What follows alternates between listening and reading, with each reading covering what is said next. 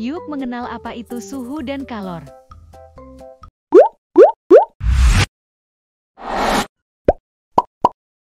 Suhu adalah ukuran tingkat panas dingin suatu benda, sedangkan kalor adalah energi yang berpindah akibat perbedaan suhu. Diukur dalam derajat Celcius atau Kelvin untuk suhu, dan Joule untuk kalor. Perbedaan suhu menyebabkan perpindahan kalor. Pemahaman suhu dan kalor penting dalam fisika sehari-hari. Celcius, satuan suhu yang digunakan dalam kehidupan sehari-hari. Air membeku pada 0 derajat Celcius dan mendidih pada 100 derajat Celcius pada tekanan 1 atmosfer.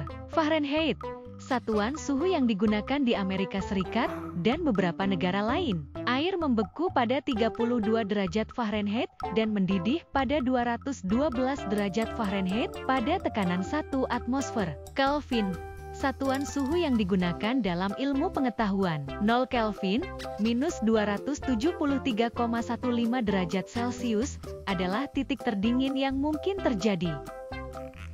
Alat ukur suhu. Termometer digunakan untuk mengukur suhu berdasarkan perubahan sifat zat. Jenisnya meliputi termometer air raksa, termometer alkohol, termometer digital, dan termometer inframerah yang masing-masing bekerja berdasarkan prinsip yang berbeda.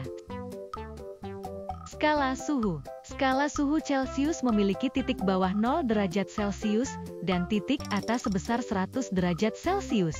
Skala suhu Fahrenheit memiliki titik bawah sebesar 32 derajat Fahrenheit dan memiliki titik atas sebesar 212 derajat Fahrenheit. Adapun skala Reaumur mempunyai titik bawah sebesar 0 derajat Reaumur dan titik atas sebesar 80 derajat Reaumur. Terakhir, skala Kelvin memiliki titik bawah sebesar 273 dan titik atas sebesar 373.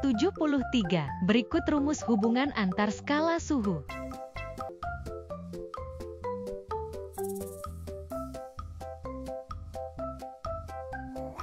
Satuan kalor. Satuan kalor yang paling umum digunakan adalah kalori, Kal, dan Joule, J. 1 kalori sama dengan 18 Joule. Kalori didefinisikan sebagai jumlah energi panas yang diperlukan untuk menaikkan temperatur 1 gram air sebesar 1 derajat Celcius. Joule didefinisikan sebagai satuan energi dalam sistem SI. Perpindahan kalor. Perpindahan kalor dapat terjadi melalui konduksi, melalui kontak langsung, konveksi, melalui aliran zat cair atau gas, dan radiasi, melalui gelombang elektromagnetik. Misalnya, konduksi terjadi saat memegang sendok panas, konveksi terjadi saat memanaskan air, dan radiasi terjadi saat duduk di dekat api unggun. Hukum kekekalan kalor.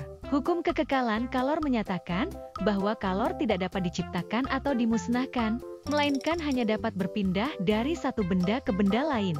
Dengan kata lain, jumlah total kalor dalam sistem tertutup selalu konstan.